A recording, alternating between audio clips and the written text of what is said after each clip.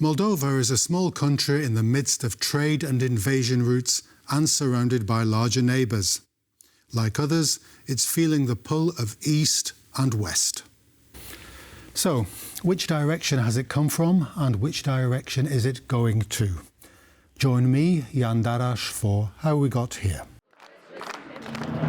Pro-Western Maia Sandu may have won the presidential election in Moldova earlier this month, but the bad aftertaste from the Russian interference lingers on.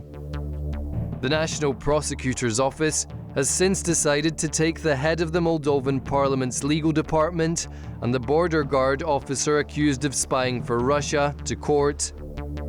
Reportedly, both men had their pockets lined for divulging information on state security and state secrets to a representative of the Russian embassy in Chișinău, who was later expelled for actions, quote, incompatible with diplomatic status. Moldova's foreign ministry summoned Russian ambassador Oleg Ozerov on Tuesday to hand him a note of protest over the numerous reports of interference in the presidential election and the referendum held at the same time.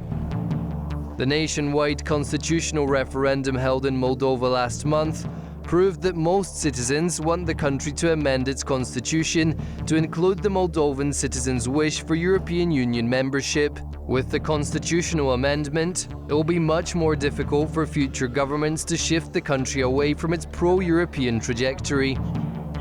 Moldova has been developing closer ties with the EU since November 1994, when it signed the Partnership and Cooperation Agreement. In 2005, Moldova began implementing its first plan within the bloc's European neighbourhood policy, a framework that continues governing Moldovan EU relations to date. Trade agreements and visa waivers followed. In 2014, the European Parliament passed a resolution stating that Moldova, Georgia and Ukraine can apply for EU membership, but must be in compliance with values enshrined by the bloc's laws. After the outbreak of the 2022 Russian full-scale invasion, the President of Moldova, Maia Sandu, signed an application for EU membership in March of the same year. Moldova received candidate status together with Ukraine in June 2022 under the commitment of structural reforms, including improving economic efficiency, reducing corruption, and improving their labour market.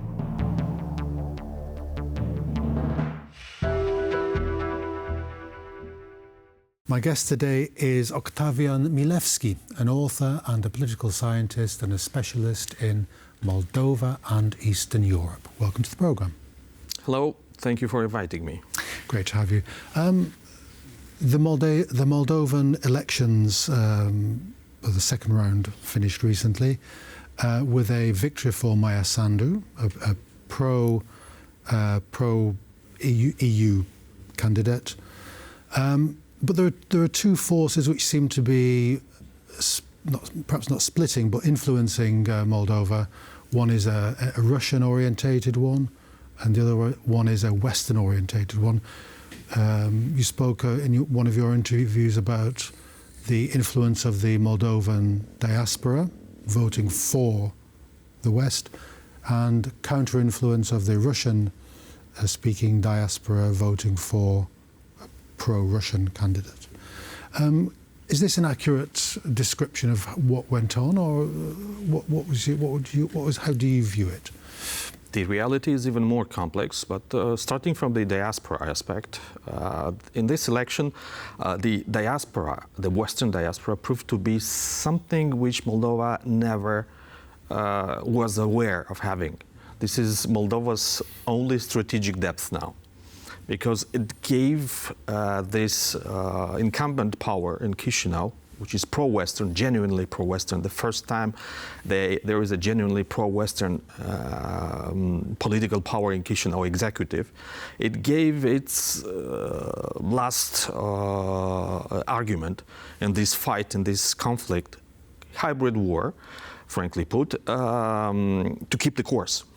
Never in the history of the country, 20% of the vote came from Moldovans who live outside, in the West, in the Western countries. Going to the East, the Eastern diaspora, it's one diaspora, right? But we, for analytical purpose, we split it. And there is also a practical foundation to this split. This part of the diaspora is currently much smaller than even a few years ago.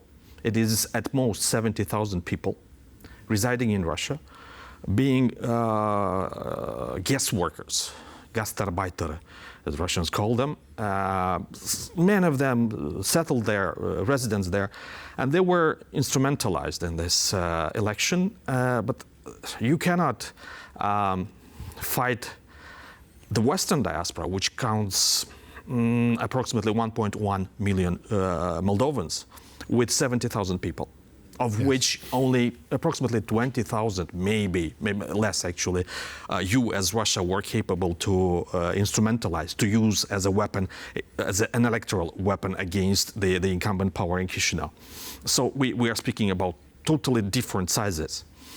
Now, this diaspora voted massively for the EU integration referendum and for the bearer of this European political and identity capital, Maia Sandu, the president. So she received a massive support. 83% of Western diaspora Moldovans voted for Maia Sandu, which is more than clear a pro-European option. So about diaspora, this is pretty much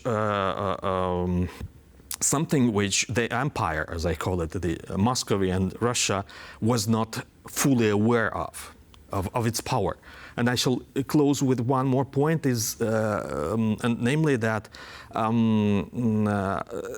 Russia couldn't foresee the power of this diaspora, which was empowered, was given the power to vote and to be representative in this constant electoral and political fight within Moldova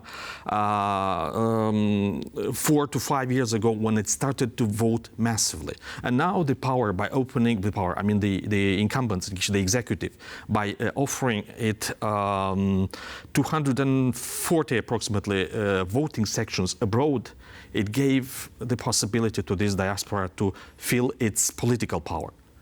You mentioned that about this the disparity in numbers between the two sections of the Moldovan electorate.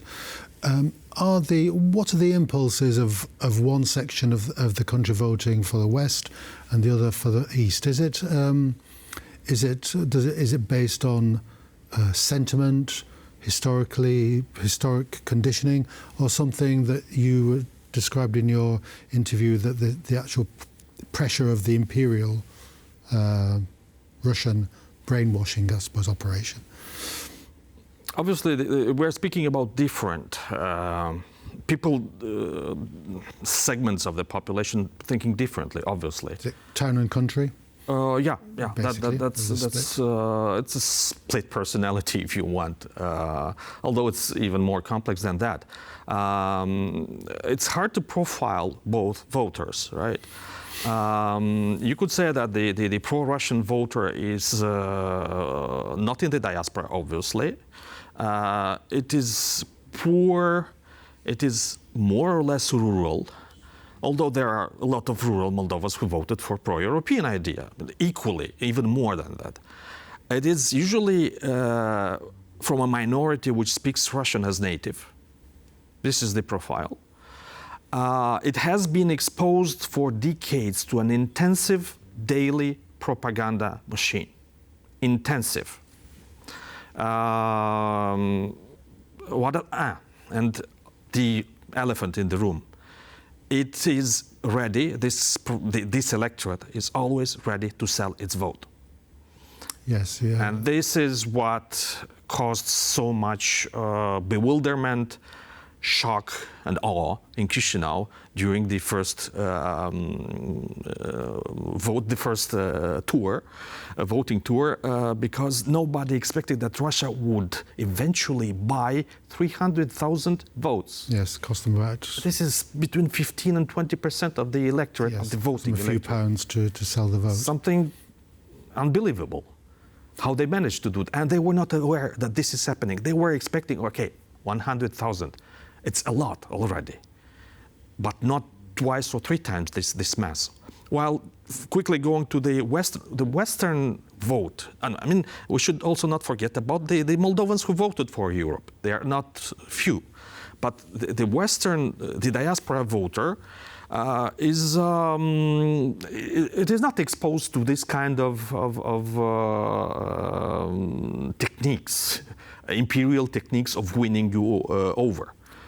No money, no propaganda, socialization with West, with liberalism, with institutions, with rule of law, with rights, and so on. Is Moldova is an established fact as a country, of course, but is it an experiment that's searching to have an identity as a state, given these pressures on it, or is that a feature of being Moldovan? Modern Moldovan, I suppose. When you said experiment, I felt like there is a hand.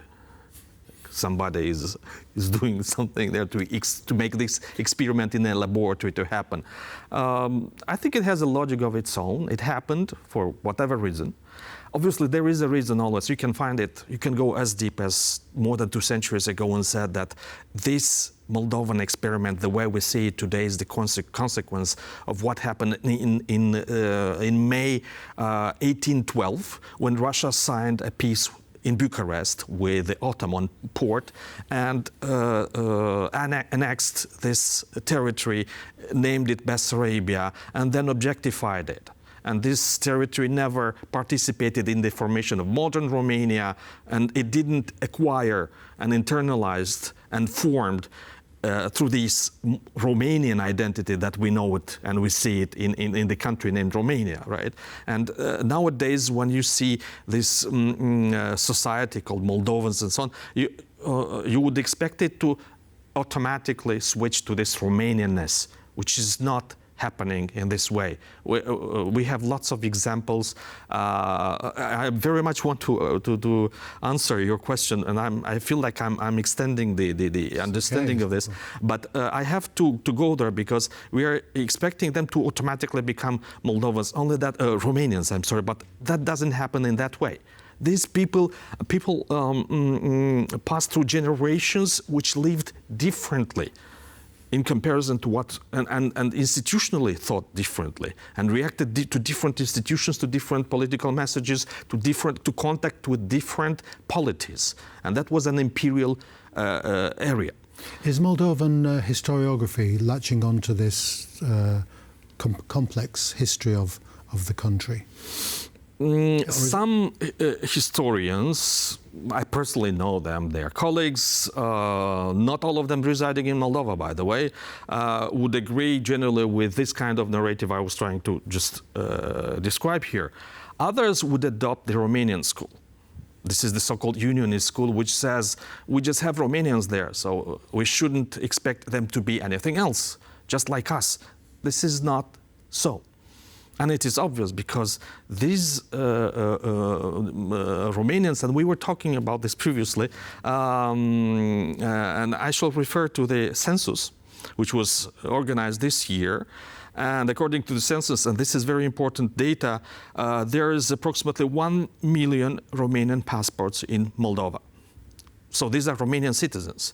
Technically, they should declare themselves Romanians in the census. So I have a Romanian passport and Moldovan passport. I'm a double citizen. I call myself Romanian. Only that, according to the data that were leaked already into the press, into the public, 7% declared themselves Romanian. So you have in the country residing approximately 80, or having the citizenship, approximately out of all those having the citizenship, 80% of the population, maybe 82% of the populations being ethnically Romanians/Moldovans. Only that, only 7% of these call themselves Romanians. Yes. I mean, it's a question that plagues the modern nation state. In a modern nation state, you have to be a citizen of that state, given pay the taxes, serve in the army, etc., and also be a national. And the two aren't necessarily coincident. For example, in my case, I'm both a citizen of the United Kingdom because I was born there, and a Polish citizen because of parenthood. You yourself have a very complex family relationship with Moldova, and it's something that doesn't quite fit in to perhaps one question: who are you? So, is that the problem with me saying to you, who is a Moldovan these days? A Moldovan can be just Moldovan. Yeah. There are those people who say, I am Moldovan, that's it. Okay. I'm sufficient, I don't need to be anything else. Other Moldovans will tell you that I am Moldovan. I will take my example, I'm also of Polish descent.